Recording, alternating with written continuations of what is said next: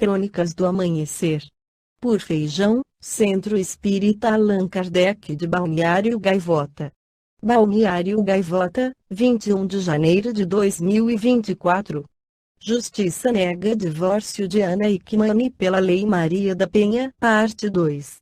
A primeira vara criminal e de violência doméstica e familiar de São Paulo negou o pedido de divórcio de Ana Hickman por meio da Lei Maria da Penha. Agora, o pedido de divórcio litigioso será apreciado pela vara de família. A decisão judicial indica que a competência não é da vara de violência doméstica por envolver outras questões, como a guarda do filho do casal, Alexandre Júnior, e a acusação de má gestão de patrimônio realizada por Ana contra o marido Alexandre Correia. As informações foram confirmadas pelo G1. A apresentadora entrou com o pedido de divórcio pela Lei Maria da Penha na quarta-feira, 22, e com uma medida protetiva de urgência contra Correia. Com a lei, mulheres vítimas de violência doméstica conseguem acelerar o divórcio. Na quarta, 22/11, Ana Hickman se pronunciou acerca do divórcio. Eu, Ana, não posso dar detalhes de tudo que está acontecendo, porque corre em segredo de justiça. Eu vou continuar respeitando essa determinação, até porque eu acredito na justiça, acredito no Ministério Público e acredito que a lei está do lado de quem está certo. Da forma que tiver que acontecer, vai acontecer.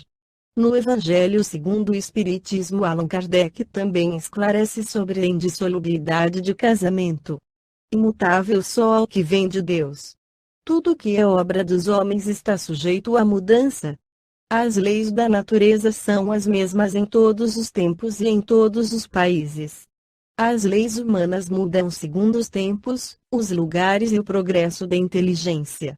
No casamento, o que é de ordem divina é a união dos sexos, para que se opere a substituição dos seres que morrem, mas as condições que regulam essa união são de tal modo humanas, que não há, no mundo inteiro, nem mesmo na cristandade, dois países onde elas sejam absolutamente idênticas, e nenhum onde não hajam, com o tempo, sofrido mudanças. Daí resulta que, em face da lei civil, o que é legítimo num país em dada época, é adultério noutro país e noutra época, isso pela razão de que a lei civil tem por fim regular os interesses das famílias, interesses que variam segundo os costumes e as necessidades locais. Assim é, por exemplo, que, em certos países, o casamento religioso é o único legítimo, noutros é necessário, além desse, o casamento civil, noutros, finalmente, este último casamento basta. Mas, na união dos sexos, a par da lei divina material, comum a todos os seres vivos, há outra lei divina, imutável como todas as leis de Deus, exclusivamente moral, a lei de amor. Quis Deus que os seres se unissem não só pelos laços da carne, mas também pelos da alma, a fim de que a afeição mútua dos esposos se lhes transmitisse aos filhos e que fossem dois, e não um somente, a amá-los, a cuidar deles e a fazê-los progredir. Nas condições ordinárias do casamento, a lei de amor é tida em consideração? De modo nenhum. Não se leva em conta a afeição de dois seres que, por sentimentos recíprocos, se atraem um para o outro, visto o que, as mais das vezes, essa afeição é rompida.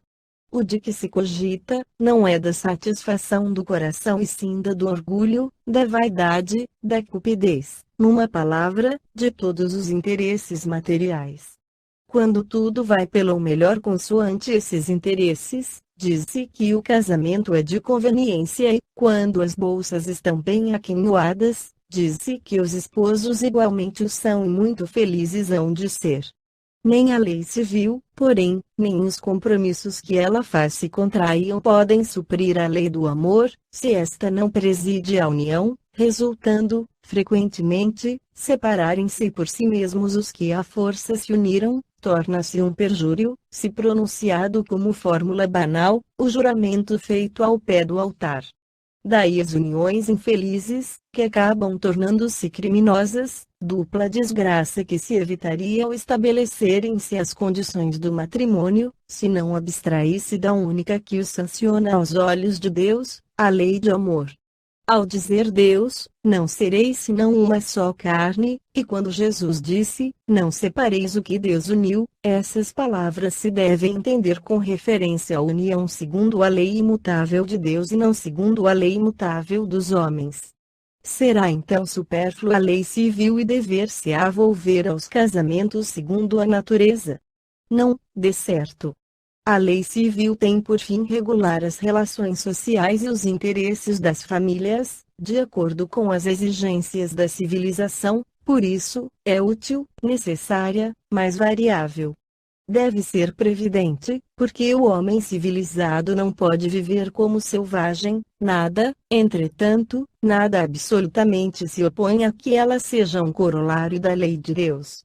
Os obstáculos ao cumprimento da lei divina promanam dos prejuízos e não da lei civil. Esses prejuízos, se bem ainda vivazes, já perderam muito do seu predomínio no seio dos povos esclarecidos, desaparecerão com o progresso moral que, por fim, abrirá os olhos aos homens para os males sem conto, as faltas, mesmo os crimes que decorrem das uniões contraídas com vistas unicamente nos interesses materiais. Um dia perguntar-se-á o que é mais humano, mais caridoso, mais moral, se encadear um ao outro dois seres que não podem viver juntos, se restituir-lhes a liberdade, se a perspectiva de uma cadeia indissolúvel não aumenta o número de uniões irregulares. Esta foi a crônica do amanhecer de 21 de janeiro de 2024. Por Alfredo Feijão Lopes.